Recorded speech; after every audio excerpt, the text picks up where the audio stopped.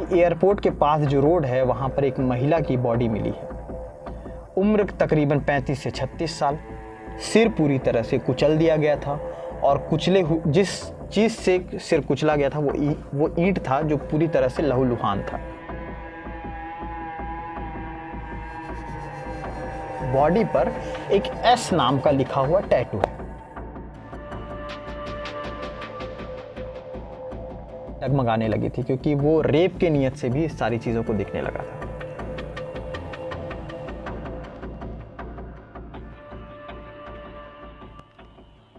जब कोई कांड होता है और कांड होने के बाद चाहे वो मर्डर हो, चाहे वो कोई बहुत बड़ी चोरी हो, डकैती हो, कुछ भी हो, जब कुछ भी ऐसा कुछ होता है तो पुलिस जब उस गुत्थी को सुलझा देती है तो हम लोगों को लगता है कि कितना आसान है ना इस गुत्थी तक पहुंचना, इसे सुलझा देना कितना आसान था ना। लेकिन क्या आपको पता है कि कोई मर्डर हुआ है, उस मर्डर के जो परिणाम हैं उन सब के दरमियान कितनी सारी चीज़ें होती हैं जो पुलिस को झेलना पड़ता है। और ऐसी ही एक कहानी आपके बीच में लेकर के आया हूँ। नमस्कार, मैं सीमांत हूँ और क्राइम रिपोर्ट्स में आपका स्वागत है। आज की जो कहानी है वो सनसनीखेज कहानी कह सकते हैं, उसे ब्लाइंड मर्डर कह सकते हैं, ब्लाइंड मर्डर बिल्कुल कह सकते हैं। अब आपको सीधे कहानी पे लेके चलता हूँ कि कहानी है बेंगलुरु की। बेंगलुरु के एयरपोर्ट के पास अचानक से सर्चिंग हो रही थी पुलिस की। पूरे बेंगलुरु शहर में पुलिस सर्चिंग कर रही थी, पेट्रोलिंग कर रही थी। पेट्रोलिंग करने के बाद वहाँ के जो इंस्पेक्टर थे राम मूर्ति, जब रात भर पेट्रोलिंग गश्त हुई तो रात भर पेट्रोलिंग के बाद सुबह 1 घंटे के लिए वो थाने में ही सो रहे थे, क्योंकि रात भर जो गश्त हुई थी उसके बाद वो थोड़ा थक चुके थे। उन्होंने सोचा कि क्यों ना सोया जाए। 1 घंटे ही हुए थे उन्हें सोए कि तभी उनके टेबल पे रखा फ़ोन बजता है। घंटी बजते ही पहले वो फ़ोन उठाते हैं और उस तरफ से आवाज़ आती है कि एयरपोर्ट के पास जो रोड है वहाँ पर एक महिला की बॉडी मिली है। उम्र तकरीबन 35 से 36 साल। आसपास ऐसी कोई चीज़ नहीं मिली है, लेकिन जिस तरह से लड़की की बॉडी थी, लड़की को देख करके, हाव भाव देख करके ये बताया जा सक रहा था कि वो किसी रईस ख़ानदान की है। हाथ में टाइटन की घड़ी थी और जो कपड़े थे वो काफ़ी ब्रांडेड लग रहे थे।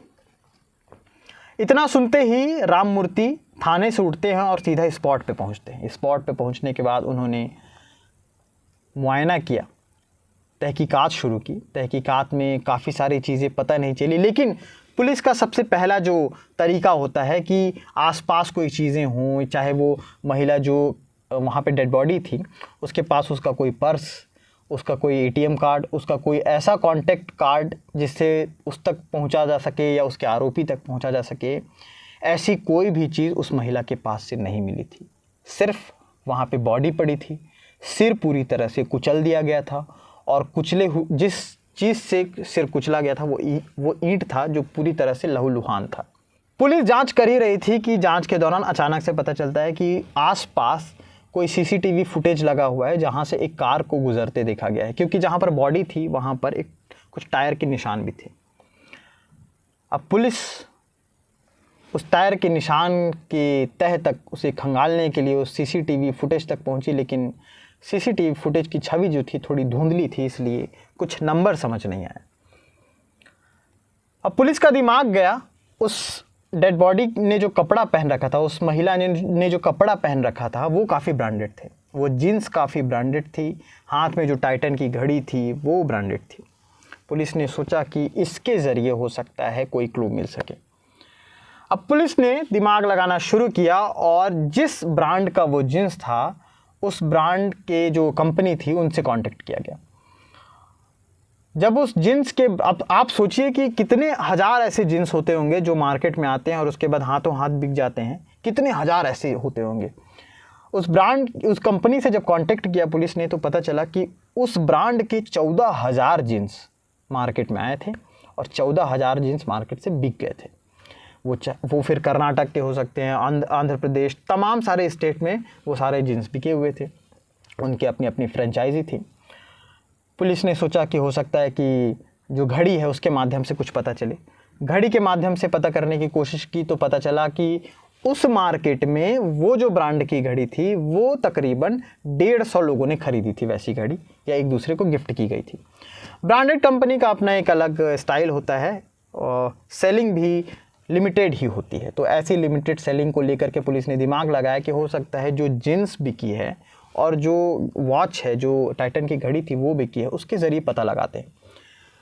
मार्केट में उन 14,000 लोगों से कांटेक्ट किया गया जिन्होंने वो ब्रांड की जींस पहनी थी, और उन तमाम लोगों से कांटेक्ट किया गया जिन्होंने वो टाइटन की घड़ी पहनी थी, उस तरह की टाइटन की घड़ी। और उसके बाद उन तमाम लोगों के नंबर को खंगाल करके एक ग्रुप बनाया गया। उस ग्रुप में फ़ोटोज़ डाले गए, जो डेड बॉडी थी, जिस लड़की की डेड बॉडी थी उसके फ़ोटो डाले गए कि क्या आप इनमें से किसी को जानते हैं। अब उन 14,000 और बाकी के जो 150 थे उनमें से कुछ नंबर जो थे जो चल रहे थे, कुछ नंबर ऐसे थे जो इनएक्टिव हो चुके थे, जो नहीं चल रहे थे। पुलिस और ज़ीरो स्तर पे आ गई कि अब कैसे इस जांच पड़ताल को खंगाला जाए। तभी एक जो महिला पुलिस थे उन्होंने बताया कि बॉडी पर एक एस नाम का लिखा हुआ टैटू है। अब पुलिस को लगा कि हो सकता है एस नाम उस लड़की का हो, या एस नाम हो सकता है उसके किसी पर्सन का हो जिसे वो बेहद प्यार करती हो।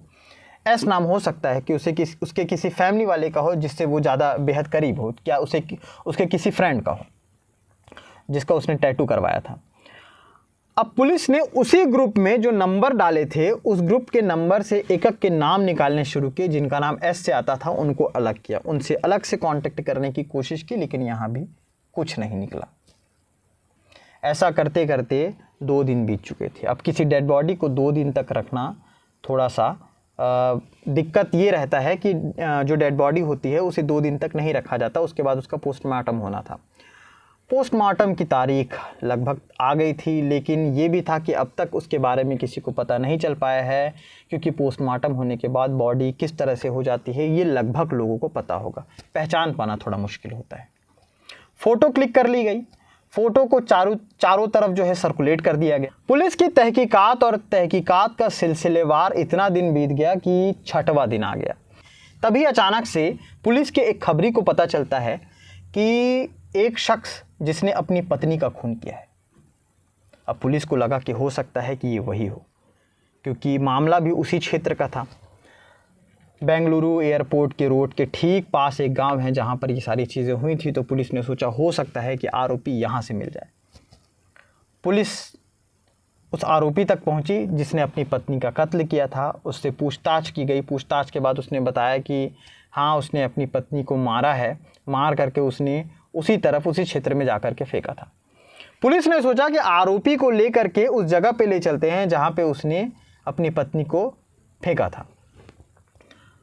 पुलिस उस आरोपी को लेकर के जाती है। जाते जाते पुलिस को जाना था जिस रास्ते उस महिला की डेड बॉडी मिली थी, वो शख्स जिसने अपनी पत्नी को मारा था वो वहाँ ना जा कर के दूसरी तरफ ले जाता है पुलिस को, और वो बताता है कि उसने अपनी पत्नी को इस दिशा में फेंका है।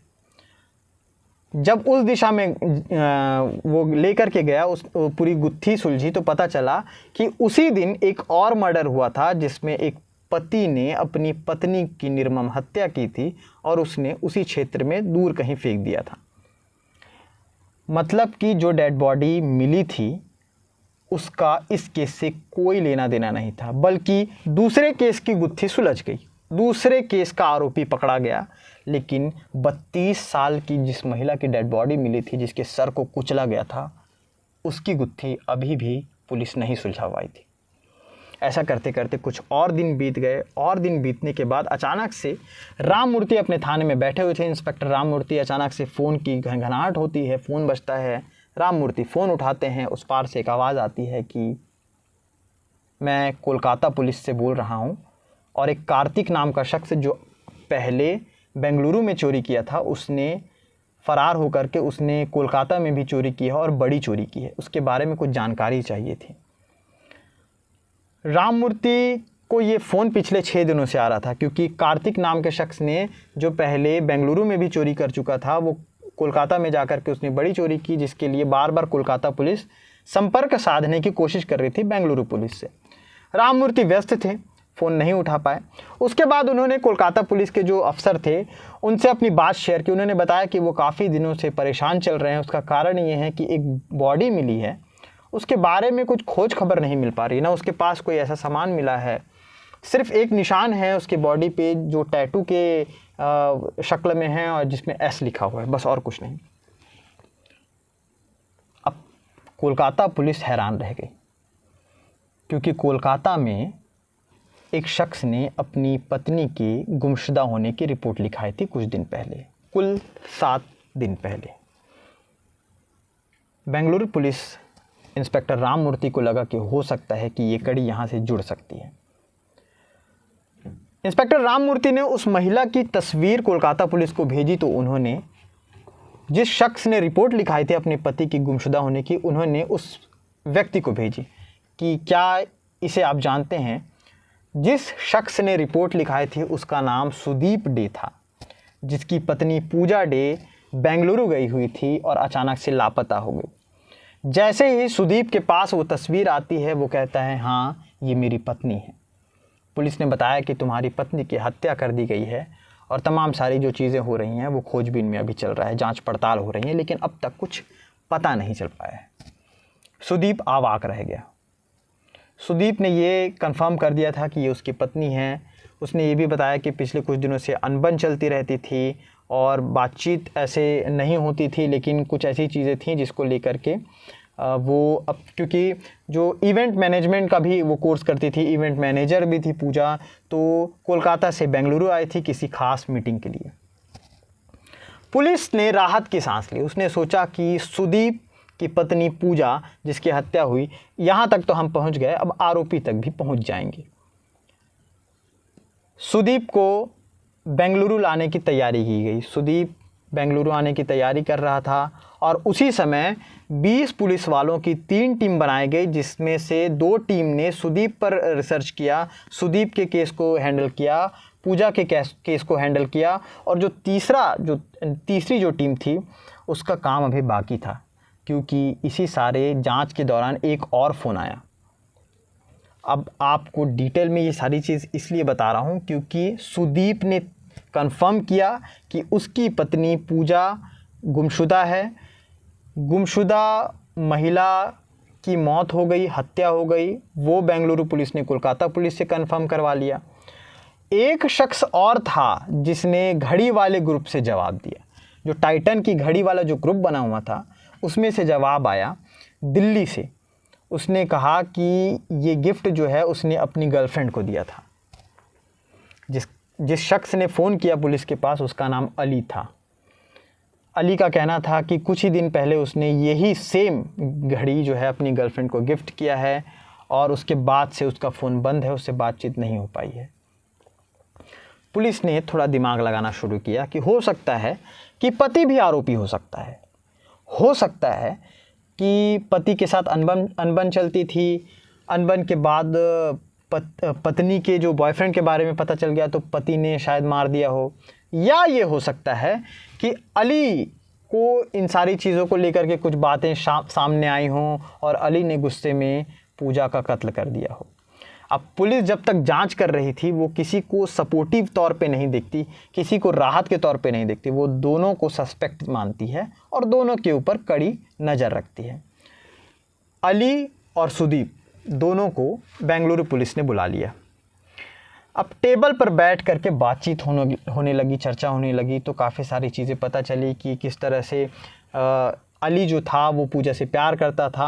हालांकि अली जानता था कि पूजा की शादी हो चुकी है, लेकिन फिर भी वो दोनों एक दूसरे से बेहद प्यार करते थे। ये उनका अलग रिलेशन था।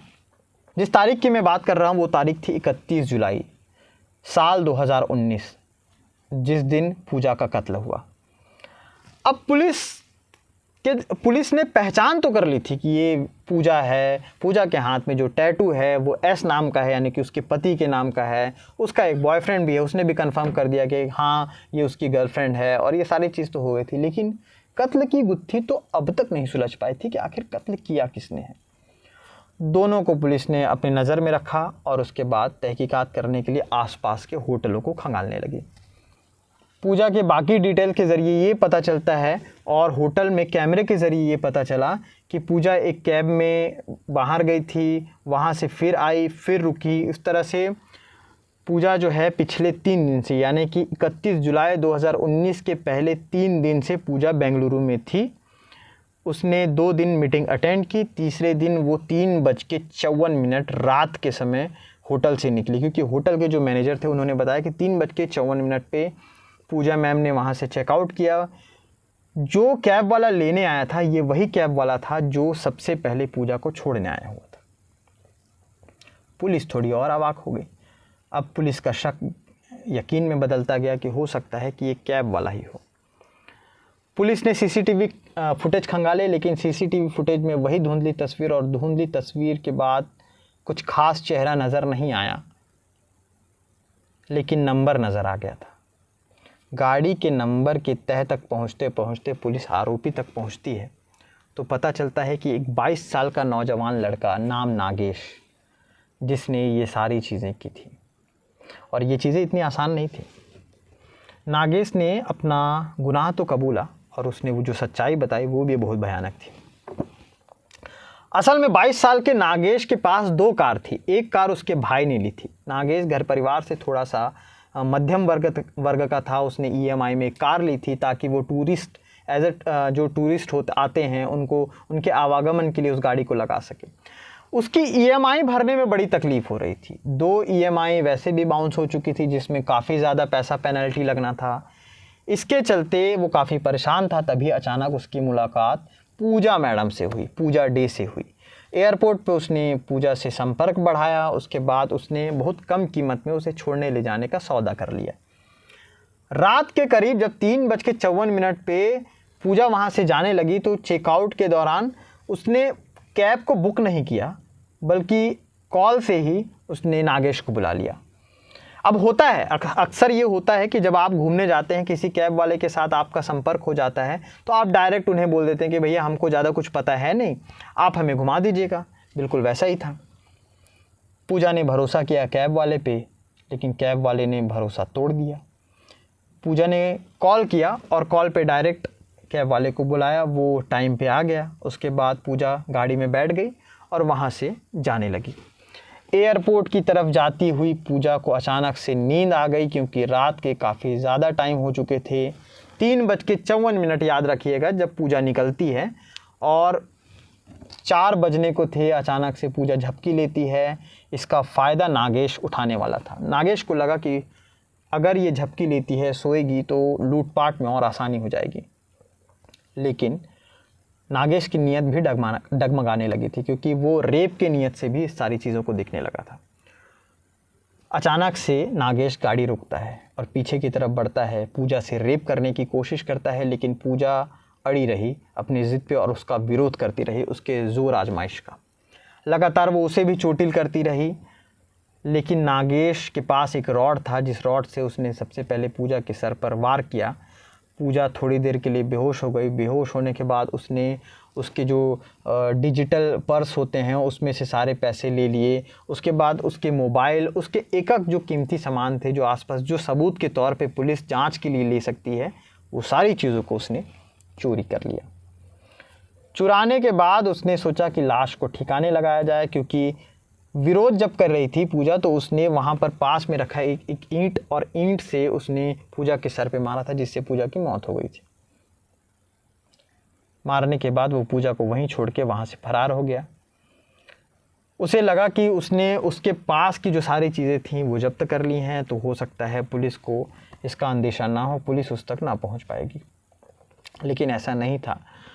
जैसा कि मैं पहले भी बोल चुका हूँ कि आरोपी या अपराधी कितना भी चतुर हो, एक ना एक दिन वो पुलिस के चंगुल में फंस ही जाता है, चाहे वो कितने साल ही क्यों ना बीत जाए। और यहाँ भी यही हुआ। नागेश को पुलिस ने गिरफ्तार किया। 31 जुलाई 2019 की घटना, 23 अगस्त को नागेश गिरफ्तार होता है। इन सारी चीज़ों में ये चीज़ थी कि नागेश के ऊपर जिस तरह से पूजा ने भरोसा किया था, ऐसे न जाने कितने टूरिस्ट लोग होते हैं जो कैब वालों पर बहुत आसानी से भरोसा कर लेते हैं। कुछ कैब वाले भरोसेमंद होते हैं, कुछ कैब वाले भरोसा जीतने की कोशिश करते हैं और इस कोशिश की आड़ में आपकी जान भी जा सकती है, जैसे पूजा की गई थी। जेल हुई, 22 साल के नागेश को जेल होती है। जेल की करीब 1 साल बाद फूड पॉइजनिंग से नागेश की मौत हो जाती है। मौत के बाद पुलिस ने इस केस को यहीं बंद कर दिया और इसी के साथ हम भी ये वीडियो बंद कर देंगे। लेकिन जैसा कि मैंने पहले बताया कि भरोसा बहुत छोटा शब्द है लेकिन बहुत ही तार्किक है। और इसी के साथ नए एपिसोड के लिए, नए क्राइम रिपोर्ट के लिए मैं फिर से आपके बीच आऊँगा। कोई अगर खामियां नज़र आती हैं तो बिल्कुल आप बता सकते हैं, हम और अच्छे तरीके से, नए तरीके से इसको लाने की कोशिश करेंगे। ये क्राइम रिपोर्ट आपके सामने आती रहेगी। शुक्रिया।